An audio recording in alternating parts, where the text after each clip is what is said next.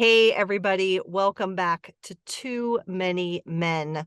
My name is Alison Lucan, and as we reach a time of the year when we focus on people that we are so thankful for and what we are thankful for in our lives, there couldn't be two people I am more thankful for than my two co-hosts. So let's start with someone who always challenges, fights for what's right, both for herself and for others, the incredible, amazing Sara Civian. Sara, how are you today? Oh, full of love for you and so thankful for both of you. And just cracked open a claw and fought Clay Travis on Twitter. So happy Thanksgiving to all. That's a good day. And as we always say, we would be nothing if we did not have the artsy, the creative, the doing things her own way because it's the right thing for her, Shayna Goldman from The Athletic. Shayna, say hi. Hi. Good job. Nice work. Thank you. I'd like to ask you something. I'd like to turn the tables. You did this like incredible thing this weekend where you were between the benches, for the Kraken Kings game. Then you, I don't know, like did color commentary on a national game for USA Canada in the rivalry series. So we want to ask you, Here we like, go. Your three favorite things about it, what the experience was like. Tell the people, they want to know. We've been getting mentions like, is Alison going to talk about her weekend? Like, yeah, she's going to right now. What did Hillary Knight smell like? Okay, Hillary Knight's awesome. Like she's very cool. I got to interact with her 3 times. We did a 32 questions video for the Kraken, and then I had the honor to host a panel where she was one of the 4 athletes there, and then obviously saw her at the game. But like I wasn't, I'll say this, I was nervous. Like I can talk to an NHL player any day and it's fine, but like I just have so much respect for these women on both teams, these athletes, and what they work for and the different circumstances under which they have to work. And I love the women's game. I loved going to the Ohio State women's games when I was covering them. Like it's just a great game to follow. And so that was really amazing. Yes. Yes.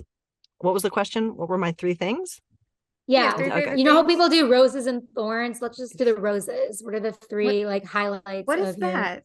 You've never heard, it's like a group, like you do it at the end of like a team bonding thing or like a corporate meeting or something, kind of like it's meant to like foster communication and sharing.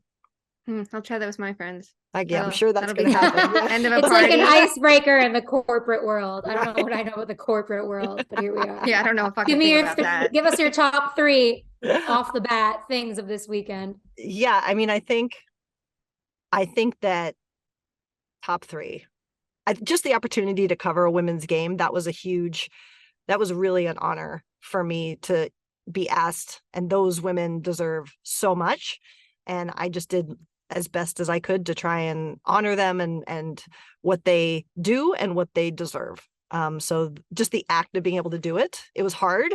I'm sure there's people who know those players even better than I do. And I respect that heavily, but it was a blast. I think the second thing was just being able to interact with John Forslund and JT on the broadcast, because those are the kind of conversations we have when we're at practice or things like that. And I just have so much respect for both of them. And they both have interest in the kind of work that I do. And so to have the knowledge of those two and to have JT share, what this modern game is all about and what he sees and what players are facing. And then for us to just kind of hand it back and forth of what the data tells us about it. And it was so much fun. The third thing, because it was both games, so I don't have a third thing. It was just a blast. It was a total the third thing, watching blast. A wrestling clip that I sent you. Was that it? The highlight was watching a little snippet of wrestling content. Yes. I'm glad. Yes. And glad I will be of service. I will say, thank you for people have been very kind about particularly the Kraken broadcast. But I have to laugh at there's total awesome support. But so a wonderful Kraken fan put out a clip where he very clearly edited together like multiple points in the game. Like there's literally a game clock. We didn't just sit there and say 1-3-1 over and over and over again. We said it like 6 times over the course of 3 hours. So again, thank you for telling us how much you're actually paying attention to the game. So anyway, no, but it was awesome. It was very, very cool. It was very, very cool. Thank you both for your You support crushed and it. love. Yes, you had to Of deal with a really course. crazy me this past week. Yeah. So, You make it easy. well, so do you guys. Mhm. You're awesome. You're awesome. Okay. That's very uncomfortable. Enough about me. Here we go. Yeah, you hate it. I Look do. at Rangoon in the background. Oh, Just go, Alison. Oh, we love Rangoon. Little Goonie. Okay, here we go. Friends, it's still an episode of Too Many Men, which means we always start with Sara Sivian's favorite segment. Sara, what's it called? Gobble gobble news. I'm like feeling Whoa. so festive. It's a festive time. Thanksgiving is my favorite holiday. Anyway, unfortunately, it's injury news. And of course, because everything affects the Leafs, the news came out of Toronto today. I believe Shayna's shaking her head at me. Is that not today? I don't know what day it is. No, I'm laughing. Just it's the Leafs. The Leafs are creating news for us on days They we act record because like- they're like, please talk about us. Yeah. It's like injuries have never happened before. Riley went on IR. Anyway, Shayna, tell Bit us of the news. O'Reilly. Tell us the news. Tell us how you think this is going to impact the Leafs. So Morgan Riley's out. I think it's 4 to 6 weeks with an MCL injury. It's super unfortunate. He got hurt in the game last night against the Islanders.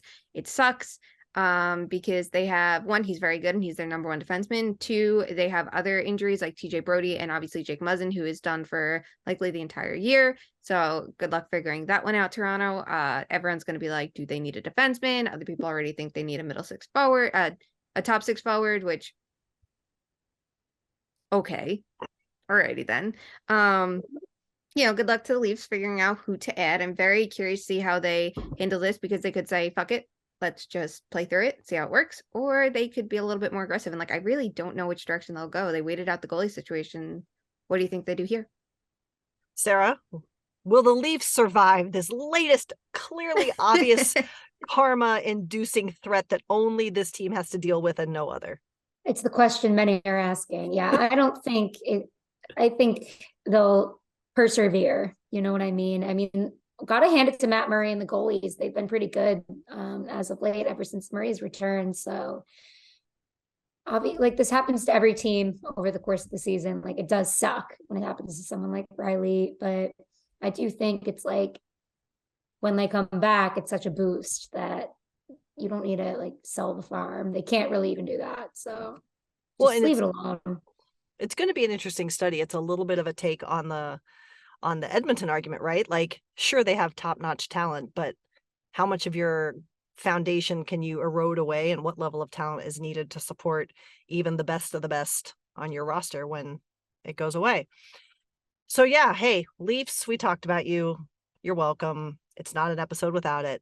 It's also not an episode of Too Many Men, unfortunately, without the shit list. And this one, I personally am very upset about. We talk about this all the time, that hockey is not immune of the same problems in all pockets. And unfortunately, we have some really troubling news coming out of an Ohio State, Michigan State game this past weekend, where Jagger Joshua, who plays for Michigan State, has said that a racist statement was made against him on the ice.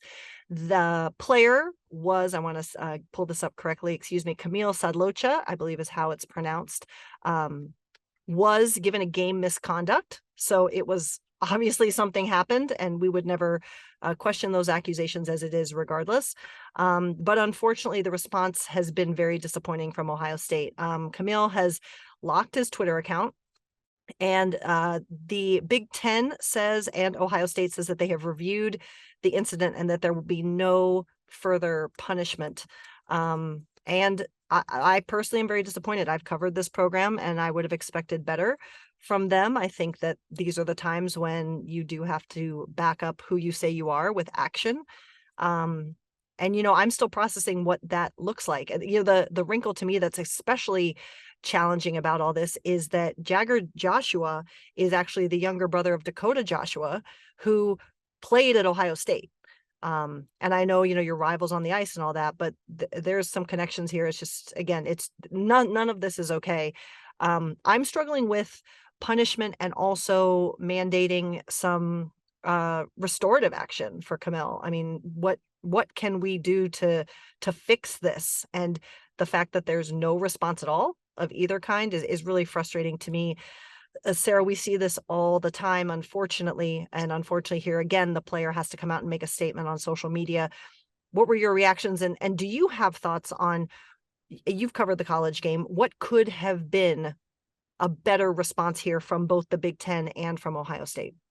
Yeah, I struggle and I'm trying to figure out exactly how to word this. It's just like, obviously, I support him 5,000%, and I support anybody speaking up. I do get a little uncomfortable when it comes to like vigilante witch hunts, where it's like, oh, we look at the box score and we see that this is the guy that was called for a, like, that all adds up. But at the same time, like, yes, that makes me uncomfortable, but at the same time, the university's inaction to do anything makes me more uncomfortable that we have to go to these lengths and we have to be police these systems that won't police themselves. It's like, I don't understand that. Trust me, I went to Penn State and I know the Big Ten has enough of a sanctions committee to do something about this. I know.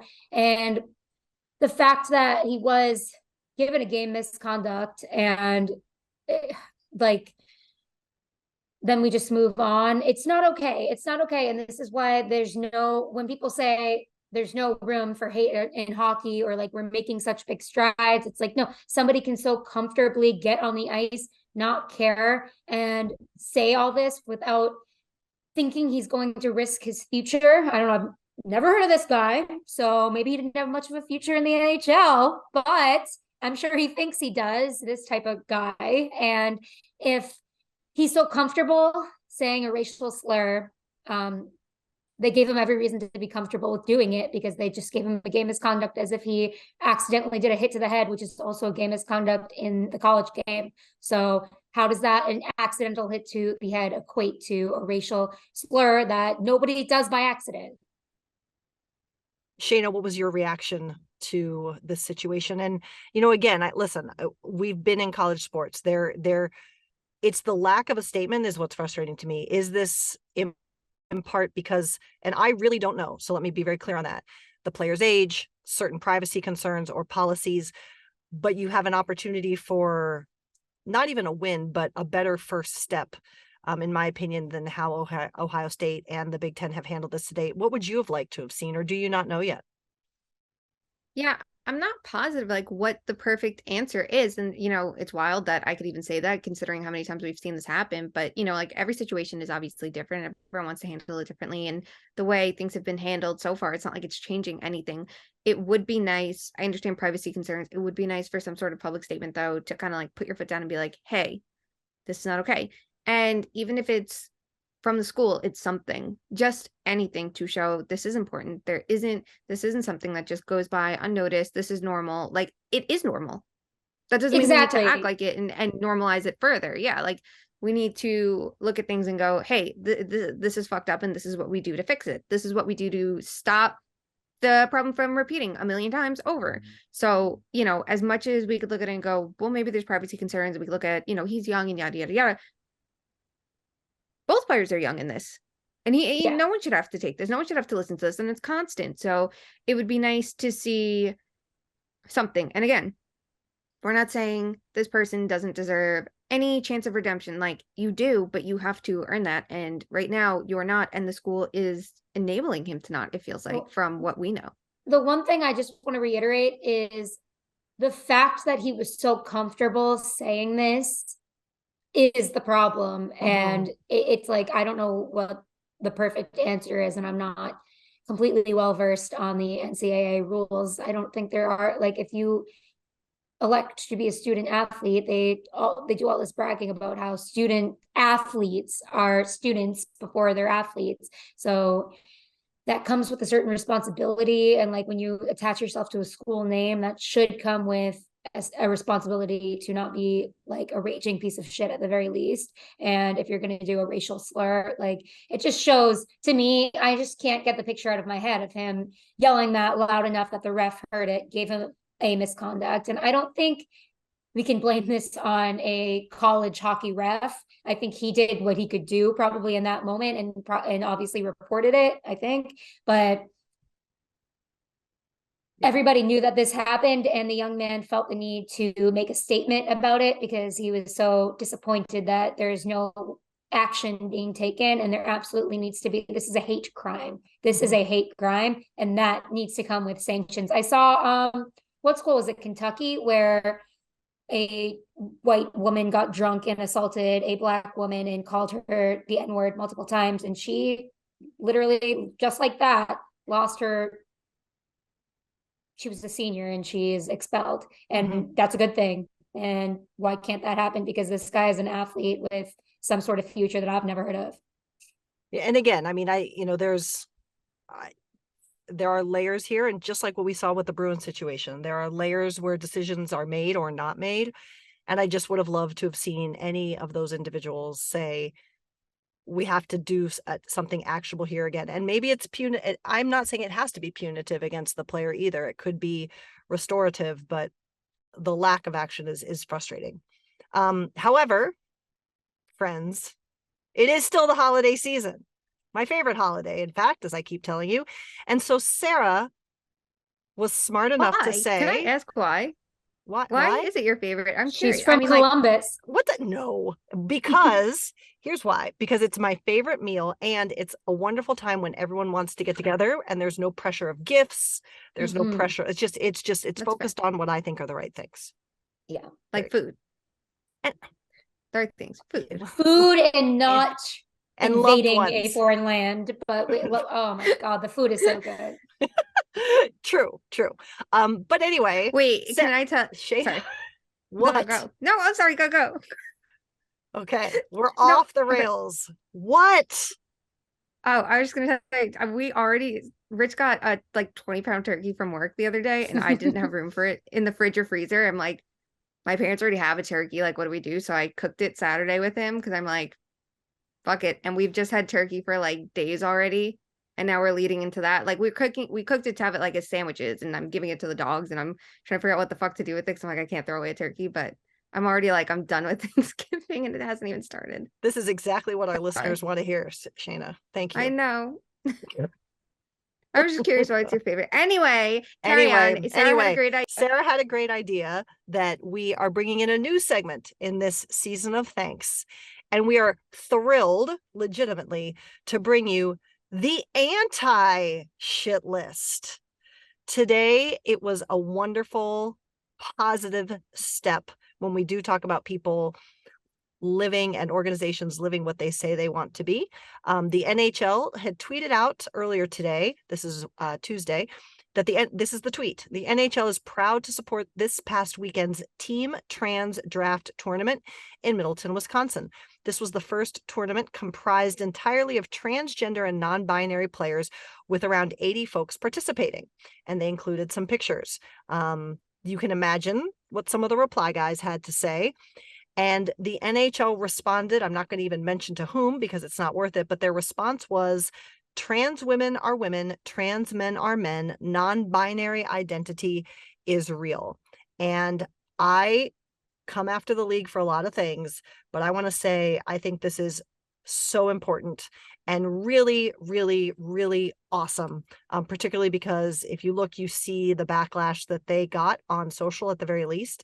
But I think saying this and saying this proudly and saying this on Main is huge, particularly after a weekend that not only was about celebrating the LGBTQ community, but then had a tragedy occur in Colorado as well. And so I personally today am thrilled with the NHL. Good on you for doing this.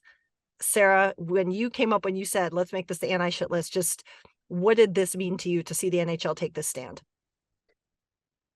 Honestly, it was a divisive, a specific stand that they took. And I really, really appreciate that. Like, you know what I mean? They weren't mincing words about it. And they, even like my wokest among us were kind of responding that they appreciated it, because at a time like this, honestly, of like such heartbreak and tragedy in the LGBTQ plus community, it's important, like these words do go a long way, and it's important to vocally stand by the community. So I am going to give them an A+ on this one.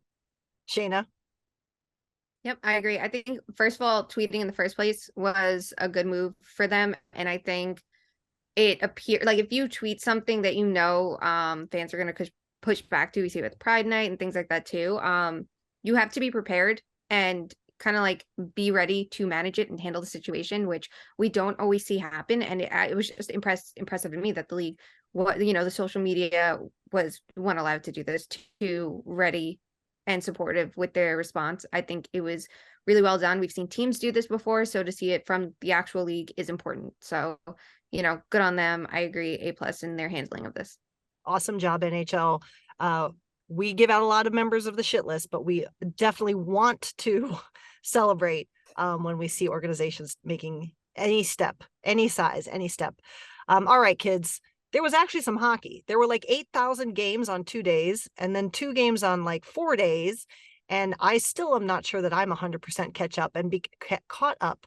And because of that, we're going to go back to our new favorite game, which is buy or sell. We've collected a whole bunch of headlines from around the NHL since we last spoke with y'all. And I'm going to read them off. And then each of my co-hosts are going to have the chance to buy or sell. We're going to need 2 buys to bring a topic for conversation. So the stakes are high here, friends. Are you ready? No, but I will try. Yes. All right. Here we go. So we're going to go through our buys or sells, and you both have to answer at the same time because we can't cheat here. Okay, you ready? All right, here we go. Matthew Barzal finally scores a goal, and the Islanders have yet another comeback win, most recently against, of course, the Toronto Maple Leafs. My friends, buy or sell? Buy. Yeah, let's talk about it. Let's talk about it. Shayna, let's talk. Go ahead. Hold on. Let's shout out to our Twitter follower that said, I knew Sara wasn't going to buy this one the last time. We're buying it now, baby. We're ready to talk about the Islanders. Shayna, do the honors. My friends complained. They were like, are you ever going to talk about the Islanders on the podcast? I'm like, I talk about them with you all the time. Like, it's not like I don't talk about them. Okay.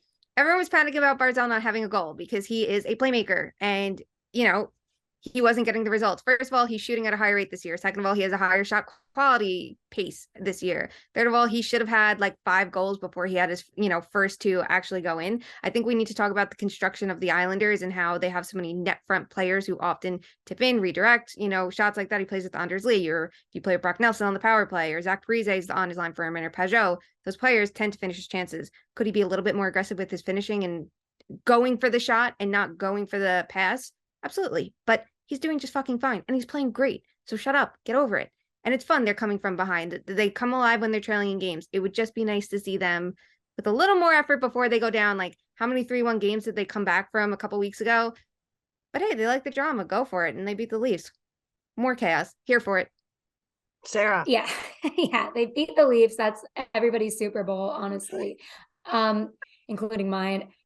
Isn't this what we wanted out of Matt Barzal? Didn't we want him to focus on the other parts of his game? Weren't we all crying about that? So I'm glad actually that he took a little time to focus on his game while his team was picking up his slack. They were scoring like some of the highest like goals, averages, whatever, of all the fanciest stats in the world in the league in the beginning. So I'm like, when I think about that, I remember when I was covering the Canes and it was like, should we be worried about X player? Should we be worried about Y player? I'm like, is the team losing? No. Right. Is there 82 games in the season? Yes. This is the time.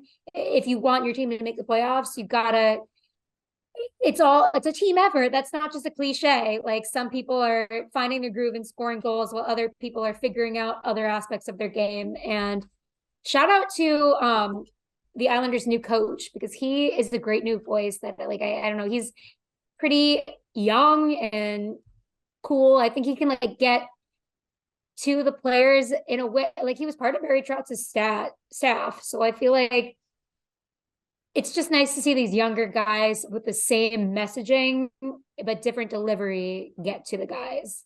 Love that. Love that. All right, here we go. Number 2, the Devils. That's a certain age group will understand that. The Devils are on a 13-game win streak versus the Leafs. On Wednesday was when Lindy Ruff hit 1,650 games coached. the 5th most in NHL history. The Devils are just racking up the W's in like every single category they can. Buy or sell. Fine. Sorry, we're supposed to go at the same You're time. supposed It's to go at the hard. same time. Oh, we are? How is that ever possible? How would you trust us like that? 1, 2, Yeah. 3. Bye. Bye. What? Oh my God. All right, Sara, talk about the Devils. God, what do you want from them? They have offense, they have defense, they have goaltending, because they finally listened to Shayna and started some other people other than Mackenzie Blackwood. And it's like all the pieces that they've put together are finally coming through at the same time. It's just kind of ridiculous. It's like they can't lose. And even the overtime winners have been so good. I just think the way they've done defensively is even more impressive to me than offense. So it isn't even really about the goaltending, but at the same time, like, it's all kind of clicking. Shayna, I'm curious about your thoughts. It feels like last year they had like the pieces to get there. And, you know, they started with the speed game and they were really good off the rush. And Jack Hughes was thriving and Jesper Bratt, Nico Hischier and players like that. But it was so easy for games to spiral because of the goaltending, and there were defensive lapses. But this year it does feel a bit differently. It's like the way that they're defending players like John Marino and Siegenthaler and Dougie Hamilton, like the way that they're limiting the danger of chances. And I think Marino last night against Connor McDavid, you know, off the rush twice, it was like great examples of how he was like getting him out of the danger zone to take away that opportunity against one of the best players in the world. Like, that's huge. And, you know, now this year they kept up with the rush game with their speed, but there's a little bit more sustained pressure behind it and more cycle chances that they were missing before. So it's impressive to me. And it's also interesting. I want to talk like the influence of assistant coaching, I think, is important here, because they seem to struggle with that last year. And it's interesting. You have 2 new assistant coaches, but the same head coach, and you see very different results. And who is that assistant coach? Well, Andrew Burnett is the interesting one that everyone's talking about right now. My boy. I know you like him. He's been so good with the power play, so good with the offense, that you're like, okay, maybe this. We knew that Mark Recchi wasn't good with the power play. The power play was an absolute. They allowed more shorthanded goals at times than they did score power play goals. I'm gonna have to get another call after this. This is what my question is. It's like every time I was on Twitter, it was Rod Brindamore doesn't, Jeff Daniels doesn't know what to do with the power play. It's like, what does a coach actually, I feel like you're really good at explaining this. Like, what impact can a coach actually have on a power play that isn't just the personnel? You want to go first? Yeah. This is all you. Please. I mean, you can go, you could try something different information. You can switch which player is where. You can make an in-play switch. That's something the Kraken have been doing, where they take Jordan Eberle and Jaden Schwartz and flip them between net front and bumper, depending on what they're trying to accomplish. I think there's a lot of things you can do strategically that could free up, because you're putting your most talented players out there, theoretically. So it's not rocket science, but at the same time, it's like also like just allow yourself to think differently for a second versus shoot more, pass harder, or whatever it is. Thank you. I agree. And I'm satisfied with the answer. It's just like, it's so, and the other thing too with the Devils specifically, it felt like, for one, they didn't have Dougie Hamilton on power play 1 all of last year. When he got injured, he didn't immediately return. True. Canes fans, everybody out there for some reason wants to cry about Dougie because he's big and he won't hit. I don't know, whatever. He will change the complexion of a power play. Yep. 100%. And he was there, and then when he got hurt, Severson took over and they were clicking a little bit, so they kept it. The other thing is they got really stagnant in their positioning. Like, they got into formation and it felt like it was too predictable. And you could see when Jack Hughes was healthy, he was like skating around the offensive zone with the puck and trying to get everyone moving while still in their positions. And you just see like a lot more flow now. So it definitely seems like it's how many times do we see a head coach completely change their assistant coaches but stay on? You know, like, it's going to be really interesting. Coaches like Torts, who we talk about, who aren't like the most X's and O's kind of guys, like, are they good communicators? Are they good people managers? And then you can find someone to be the right tacticians. Like, it's stuff that we should talk about more. That's actually such a good case study, because all the time we're just like spewing what our actual beliefs on these things are when you don't really get like that in the wild too much. So it's good to know it's working out. Shout out to Florida. Could have used my boy Brunette. Well, I have to tell you, while I'm excited for the Devils I'm excited for any team, I've said this about them, that is trying to do this the right way, find success. However, they can't keep winning, guys. Do you know why? Who has Because the Leafs are coming to town tomorrow? The No. Kraken are on board. No. Do you know who has the second longest win streak in NHL history? Columbus. Columbus Blue Jackets.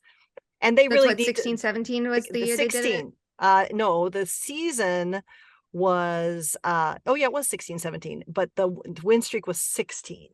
And we can't, like, don't take away anything else from Columbus right now, guys. Like, let them live. Like, give them just one little happy positive thing going on here right now. You know what's so- wild No. about the win streak though?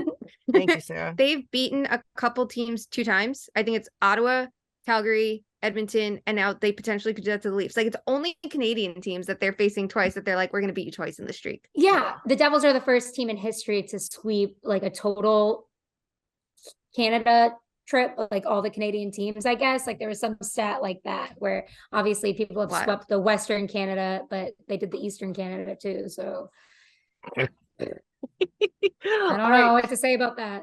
Here we go. All right, folks, we're giving you a super long episode in honor of the We holiday. are. And also because we figure you're either traveling for the holiday or you're stuck with people that you're spending too much time with already. And maybe this will just like give you more time to put something in your ears and not listen. Here we go. Buy or sell. You're both going to answer at the same time. Buy or Okay. sell. The Bruins are still kicking. Okay, ready? Oh my God. 2, 3. Bye. You can't buy everything. It is a I bloodless know. season, but we can't buy everything. Listen, I'm gonna sell the next one. I can tell you that. Okay, Sarah, we'll go okay, quick no, with this one. The Bruins are good. Yeah, Sarah already talked about this when Shayna wasn't with us. So Shayna, you have 30 seconds to discuss the Bruins still kicking. And then we are moving on. They're really good. No, I think it's the core is kicking. They're healthy. That's very good. They were good before that. I think I like the tweaks Jim Montgomery has done. I think he's done a really good job. I think players like Pastrnak look great under him. I think players like Charlie Coyle look great under him. Hampus Lindholm is thriving. Like it's all clicking for Boston. I think what's also important is like there's a lot of like their core is the core that they've won with, the core you think of when you think of the Bruins. And it's interesting how the team, it feels like finally is evolving this year to like keep up with where teams should want to be today. And that's what's working for them. Good job. Okay. Thank you. We love the return. Your time is up. Washed up. Okay. Buy or Yeah. sell. Buy or sell. Oh my God, this is a disaster. We appreciate you listening. Thank you for being part of the Too Many Men family. Here we go. Buy or sell. And I will count you down to your answer. Buy or sell. Okay. The ghost of Mike Smith keeps infiltrating the Edmonton net. Buy or sell. 3, 2, 1. So So All right, perfect. God bless. I can't talk about their goaltending. that's said enough that we like Okay. said that enough. Yep. The sentence. just go watch Bye. last night's highlight over and over again and just be like, what is happening? Buy or sell. Natchez is a wagon, but almost traded. 3, 2, 1. Bye. Bye. How are you Okay. okay, go ahead, Sarah. You know this we're player. not synced up. Go ahead. I want to say, I have a few things to say about the Canes right now. I think it's so funny. Like all the time I was covering them, it was like one random game a year when they were on like, I don't know, like a 3-game losing streak. The 3 members of the media would randomly like pick a game to be overreactionary. Like they don't care for 70 games. And then for like a few games, they're like, this team needs Justin Williams back. I'm like, what? Then they came like, because they were down 3-0 against a really good team. And then they came back 3-3 and went into overtime. And everyone was like, well, okay, but they just tied it Anyway. out. Yeah. It's just like, why is everybody so reactionary about this team? They act like, I don't know, but Natchez was the one to tie it up, to bring it to overtime. He has been on fire this year. Imagine that when you put him with Andrei Svechnikov, the 2 skilled guys are going to do skilled things. And I just want to say, after reporting on the situation, and I put it in all my little articles, so I would try to, but like nobody would ever actually read my articles. So I'm like, oh, people would, but like I was breaking news in the articles and people are like asking questions about it still, whatever. How do I explain that? Jesperi Kotkaniemi, okay, I'm gonna try to go fast. Jesperi Kotkaniemi signed a very expensive deal. And some of the people in the Hurricanes management, it is my sense that they wanted him to play high in the lineup and make it worth it to not face criticism. And then he did that and didn't score that much, and they faced criticism. And then Necas got called back up higher in the lineup and scored 3 goals in 3 games. And they put him back down on the 4th line, and it made no sense. And if you think it made no sense and you were watching those games, you were right. I do think the coaching staff felt pressure to play Kotkaniemi, but now it's like, he is great. The fuck of it all is that he is great as like a third line. He's very big and tall. He's a great net front presence. And like, for some reason, we just want this guy to score so many goals, maybe because he was a high draft pick in Montreal, like the way Montreal, the chokehold that city has over all of us. But he has played great in the net front role. Like, he is a great replacement for Stahl in the future, and let Necas score his goals. And he has been, and he's been awesome this year. So the Canes were going to trade him, and we're like looking for like trade partners with him. And now I bet they're happy that they didn't, but I bet the agent is pissed that they were like putting him on the 4th line and sheltering his minutes, and kind of probably because they also didn't want to trade him for that much money. So I guess that's a win for the Canes, but I just really find myself feeling for this player. I'm sorry, this is the Martin Necas podcast now. I just find myself feeling for this player, and I hope he's happy. I hope you're happy. Shayna, you can't have anything to add after that. No, Rangoon said, what I'm, the fuck was that? I'm happy for him. I like that he's finally He's a good kid. playing to his strengths, it feels like, and not trying to just play to the Kane style, but like make his strengths work in the Canes top 6, if that makes sense, because he's like a little bit different from some of the other players, and it just feels like he's finally like, I know how to play my game and make it work here, and you're seeing the results. So sometimes like I think there is something to like He's concepts and skill over just strategies, right? He's so talented at passing. It's like, it's just amazing to watch. One time I tweeted like, Martin Necas sucks, sarcastically, because I was on his side, and he liked it because he was like probably reading tweets about himself after the game. And I was like, oh, I actually didn't mean that. I think you're really good. I'm sorry that other people think you suck. And I've liked him ever since. All right. Anyone Anyway, have any more moving questions? on. We're going to have now we have to launch a Martin Necas podcast. We need him on the pod. That's all we need. Well, Sarah, you get on Not that. enough Please. Necas. You get. Oh my God, I no, will. no. New merch. Not enough Necas. All right. If either of you, if either of you buy this, I'm going to crawl through the interwebs and yell at you. But here we go. Buy or sell. Could San Jose? Why? Oh my God, Shayna, let me read it first. The people don't know. Buy or sell. Could San Jose trade Erik Karlsson? 3, 2, 1. Bye. So. You both have to agree. There's a tie. Nope, you both have to agree. That was the rule. I said that going in. Sorry, Shayna. Moving on. Buy or sell. Listen, It's it is okay. a free country. Buy or sell. The Senators, who we all wanted to do well, are struggling. They currently sit at the bottom of the Eastern standings. Buy or sell, talking about the Senators and their struggles in 3, 2, 1. Sell. There I'm we selling go. this like I'm the third Melnick girl, or I'm the Weekend about to buy it. So I hope the Weekend buys it, and then it's like House of Balloon. Okay, shout out to my Weekend fan. All right, buy or sell. Should Vancouver trade Captain Bo Horvat? 3, 2, 1. Fuck Bye. you. What does that mean? Yeah. Okay, all right. Like Canucks. Like, I'm just Shayna? so over them. Shayna, go ahead. I don't think he's the player they should like be wanting to trade. I think like it should have been Miller a year ago, and they could have gotten all these assets back to really push them where they need to be.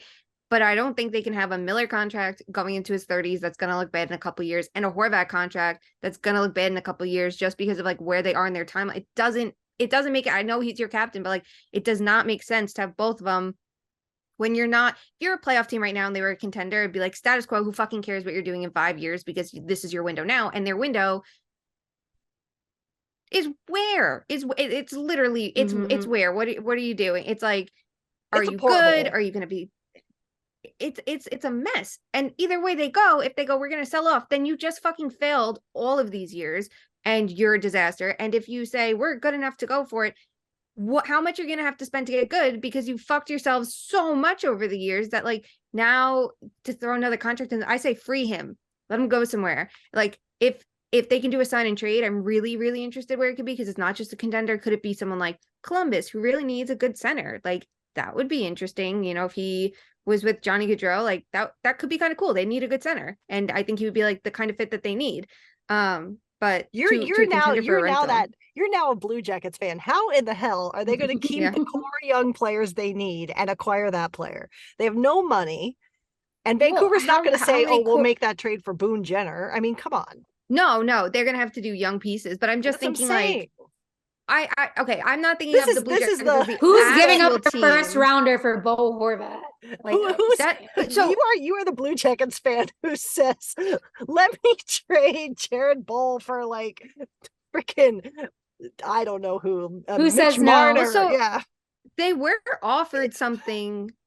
I think this is public now. So the Horvat was rumored. Wow, insider. I mean this is definitely out there somewhere, so it's fine already. So I'm just refreshing it, but I'm pretty sure Horvat was offered. There was not Horvat was offered. There was a potential trade conversation about Horvat for Pavel Buchnevich, which was talked about a bit, and this was whatever. And I think it was Vancouver that said no, which was odd, because it's like you could get a top line caliber two-way winger versus like a center who is a good center, but if he's not your 1C unless you have two elite wingers on each side of him. To bring him to the caliber, you need a 1C to be on a contender. And they chose not to do it then over a year ago. So now it's like, you just like his value's not where, because of his age, because of what's happened since, like, so good fucking luck with like a good return. I don't even know what Vancouver would want at this point, because I don't think they know what they want. Well, and let me be clear, I'm not picking on Jared Boll or Boone Jenner. First of all, because my husband would get mad at me. And second of all, they're both NHL players, and they have both been, Jared Boll doesn't play anymore, they've both been integral parts of the Columbus Blue Jackets team. My point to make was, if Vancouver is at all smart, they're going to want the young, promising, highest end talent possible. And that's not what Columbus can afford to give up right now. So before you come at me, that was my point. Sarah, what are they going to do with Bo Horvat? Yeah, I don't care. I'm done with this team. Like, okay, trade him. They just like are 17 steps behind where they need to be on every single thing. And it's like, they wait till the bitter end to do something when they should have, like, it's just like, what is this even going to do at this point? They are never like, if I'm a player and they're like, okay, you're getting traded to Vancouver, I'm like, it's the best city in the world, and I don't really care about how I play because I'm not in the NHL. But I'm like, I'd love to live there, but I can't, like, this would be such an undesirable place because there's just no direction. It's like, okay, can I hang on to the last few years of a great dynasty? No. Can I plan for a future where we can build for something and I can be a veteran presence or something for like a younger guy, or I'm going to be a younger kid going there, I want to die? Like, no, it's horrible. Well, maybe Emily Castonguay, I just love to say her name, can help right the ship there. I love her name. I love her. She's a great person, good worker. All right, last buy or sell topic. Are you both ready? Can I actually get another claw first? I'm being so serious. Quickly. We will pause for station identification. Here she is. Okay. And we're back. Sarah has a claw. Things are good. Here we go, my friends. Buy or sell. Are the Blues good? Question mark. here we were just a short time ago talking about how they were on one of these worst losing streaks in the league.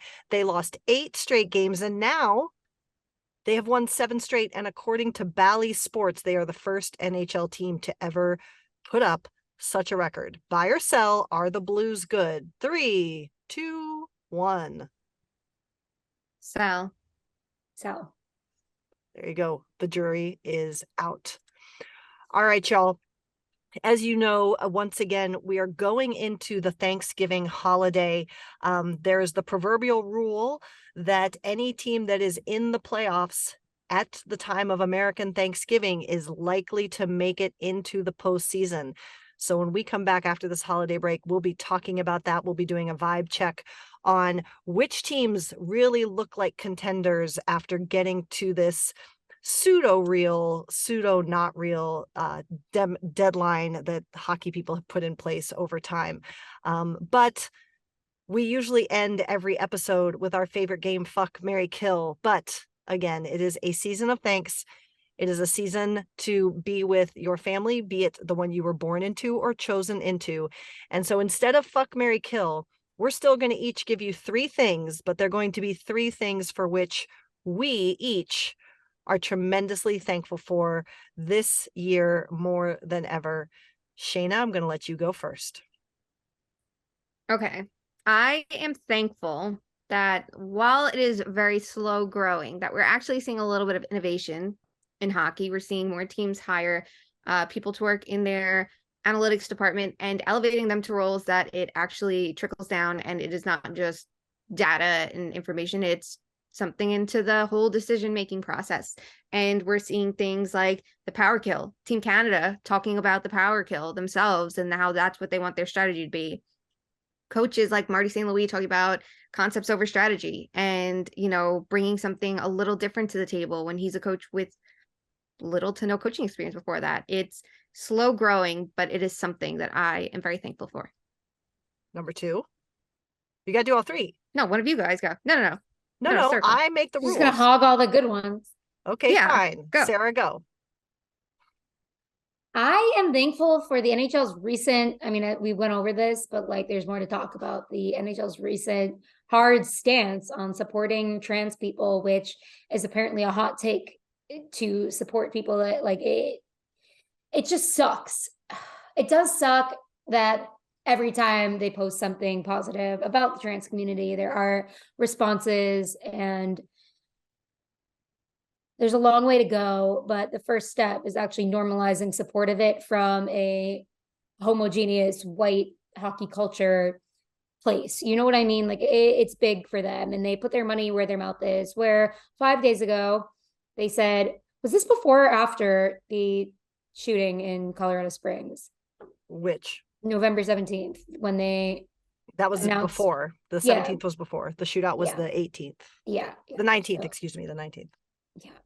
They said, we look forward to working with the Trevor Project, which is one of the best LGBTQ plus things you can ever donate to and support. They help trans and gay people. Like if they are suicidal, they call this hotline specifically and get help, and they actually provide them with resources. It's an incredible thing. But okay, we look forward to working with the Trevor Project this year to amplify and support these life-saving services. For more information on being an ally to the transgender and non-binary community can be found at trvr.org/allyship. And they came out and said the transgender and non-binary community, and that just means a lot after everything that's gone down the past week and all the rhetoric that's been so dangerously spewed and the goddess evil sides stories that get written. It's not. We need to take a stance in supporting trans people, because nobody on earth has more violence inflicted upon them other than trans people. I am thankful for women's hockey. And I think that I realized it more than ever, and poor Shayna had to listen to me as I was prepping to cover this game. But, Shayna just talked about innovation in the sport, and there is so much new and cool stuff happening in the women's game, from play behind the net to thinking about face-offs differently, to power killing, to how you defend, to how you set up scoring chances. And when we talk about keeping the sport interesting and exciting, I think that there are answers beyond just more goals. And I think that if we have areas of the sport that are willing to change the way they think about it, it's only going to be more cool. And I think women's hockey is doing that. So I applaud them for being innovative and an incubator for doing things differently, both on and off the ice. Shayna, number 2. I am thankful for this podcast because I Hey, think we are so fucking important in hockey that we have, first of all, 3 women talking about stuff. Second of all, we're not afraid to say whatever the fuck we think, obviously. And third of all, we have Oreos now, thanks to Alison. That I am so as you can see, if you're watching on YouTube, I already ate one because it was so fucking good. And you can't put Oreos in front of me and tell me I can't. 7 out of 7 on the rating scale. We love them. No notes. Look how cute these are. So I am thankful Seriously. for you two and all that we do, because I think that we are important. And just like, it's nice to have people in this industry to talk to you about literally everything, because there are days where I want to rip my hair out and lose my shit. And you two get to talk me down. And I am oh so appreciative of that. Sarah. Yes, I will echo that. I'm allowed to say you too, but I'll also say a lot of women in hockey that may not always, like, I don't know, sometimes not everybody's on Twitter screaming all the time, but sometimes people will support you behind the scenes, and you shout out to people like that. And I don't know, I just spent earlier this week at Penn State with Emily Kaplan of ESPN, and then we had Lisa Dillman on our podcast. And it was just nice to realize, like, not the torch being passed to anybody, but kind of how there's been generations and like different vibe. It for so long, and Emily talked about this too so much, and I'm just like so astounded by how brilliant she is, and like how she makes what she does look normal when it's not normal, right? Like, and Alison knows that as an analyst in a TV broadcast now, right? How she isn't the prototypical woman on rink side, right? She was first a writer, and she didn't have that career path, but she paved the way for others to now have this career path. And women are allowed to be different people and look like different things and do different things and have opinions in this league now. And I'm very grateful for that, because I think it's short-sighted when we're like, women in sports, whatever, and it's just like somebody standing on a sideline looking gorgeous. It's like, yeah, what about the woman that has a fucked up eyebrow that they talk about on YouTube every day? Like, I'm allowed to have my opinions. What about somebody that has an opinion or takes a stance? We're allowed to have a spot too. So I'm proud and thankful for the women along the way who have helped us with that.